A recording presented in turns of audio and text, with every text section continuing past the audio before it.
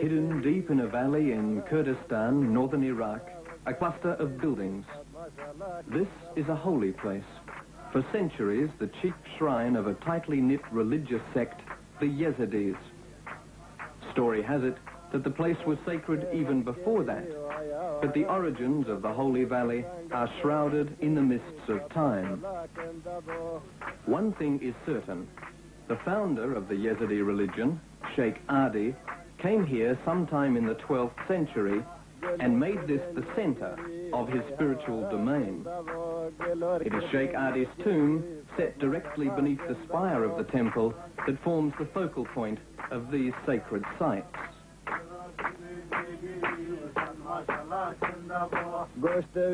Around the temple, a jumble of dwellings nestled into the slopes of the surrounding hillside. Narrow cobbled streets, open plazas, and the smooth arches of covered walkways thread the whole together. For most of the year, the streets are empty, but the valley of Sheikh Adi is not forgotten. Once, 1 million people looked to Sheikh Adi as their spiritual leader. Today, the Yazidis number only 50,000. And with their ancient homeland Kurdistan divided between Syria, Iran, Turkey, Russia and Iraq, only the 20,000 Yazidis who live within the borders of Iraq have ready access to this shrine. Several times a year, they come in pilgrimage. The valley's permanent population is small.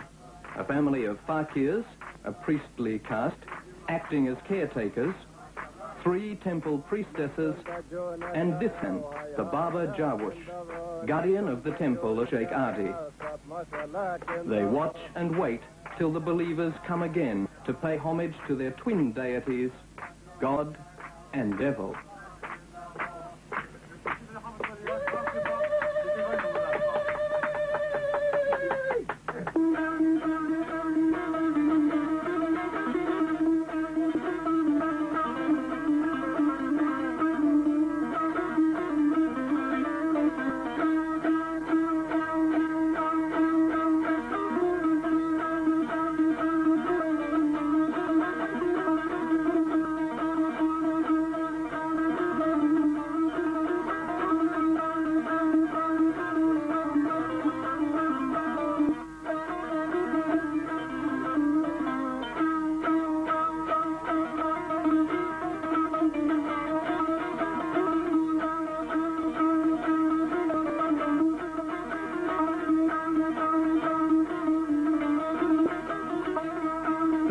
The pilgrimage, and the paths into the valley are thronged with pilgrims, rifles ever present, coming in their hundreds, walking barefoot over this sacred ground.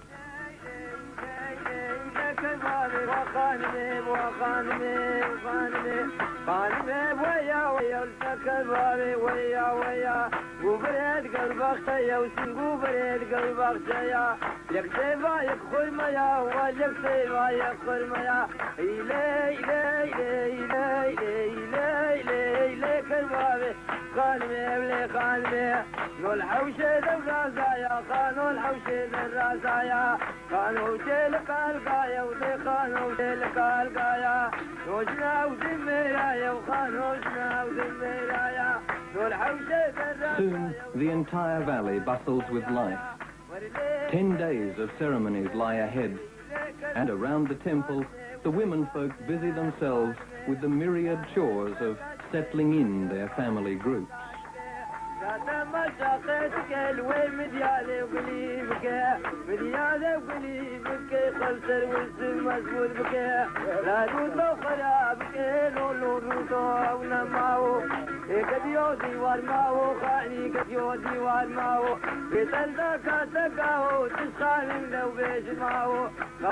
The Baba Jawush, as host to the pilgrims, comes out to greet his flock and to welcome them to the shrine.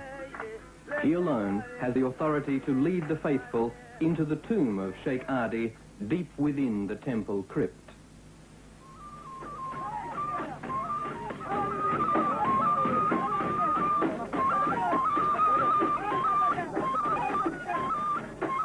long before the dancing begins, part religious ceremony, partly entertainment.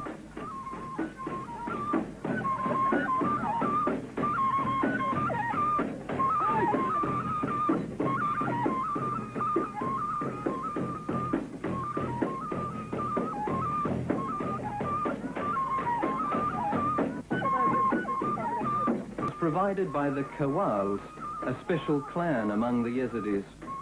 Professional music makers, they pass on their art within their own group, maintaining their special role from generation to generation. The coins then represent a kind of religious offering as well.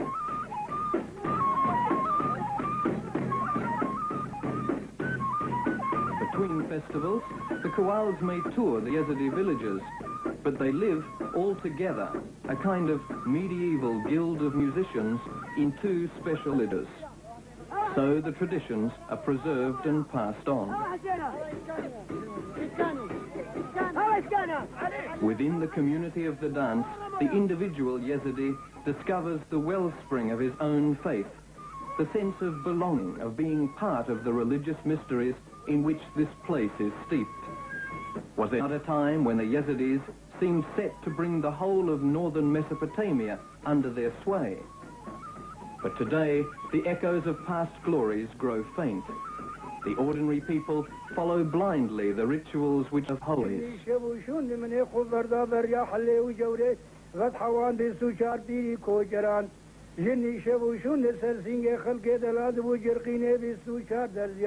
Now the ceremonial will begin in earnest with the arrival of the head of the Yazidi sect, direct successor of Sheikh Adi, known as the Baba Chek.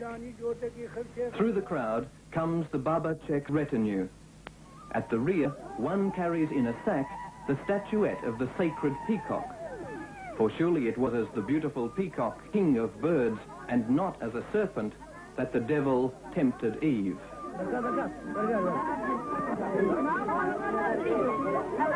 The dignitaries withdraw into the temple as preparations are made for the first ceremony. The great courtyard of the temple thronged, the crowd in a gay mood. Suddenly, out into their midst rushes a calf. The crowd quickly take up the chase.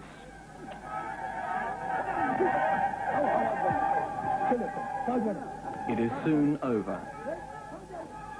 Sacrifice has been made with the spilling of blood. Later, the flesh of the sacrificial offering will be distributed among the families of the sheikhs and the fakirs. The sacrifice over, the pilgrims go through a ritual of decorating their headdresses with leaves and twigs broken from a grove of sacred trees.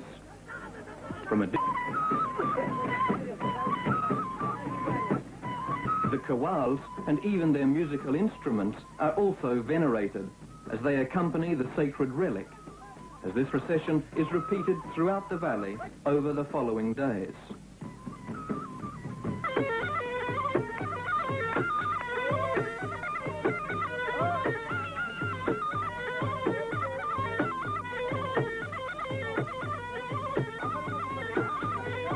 By dawn of the 8th day, the religious element is much less evident. The dancing has spread out throughout the valley, with music provided now not by the kawals, but by ordinary performers.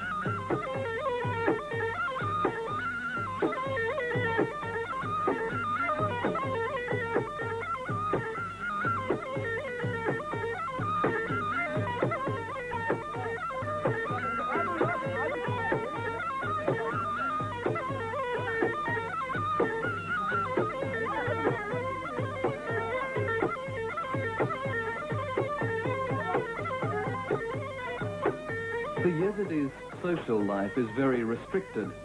They may marry only within their own sect, and no one from outside may become a convert. Obviously then, the pilgrimage offers a rare occasion for these people coming from their isolated village communities to meet and mix and perhaps find a marriage partner.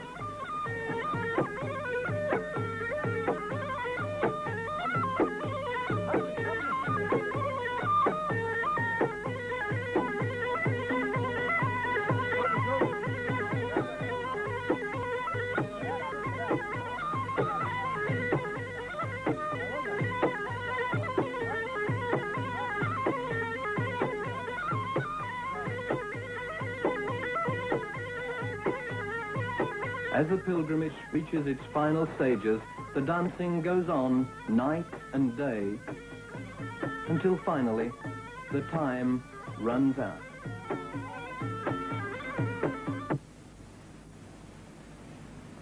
After 10 days, the silence again settles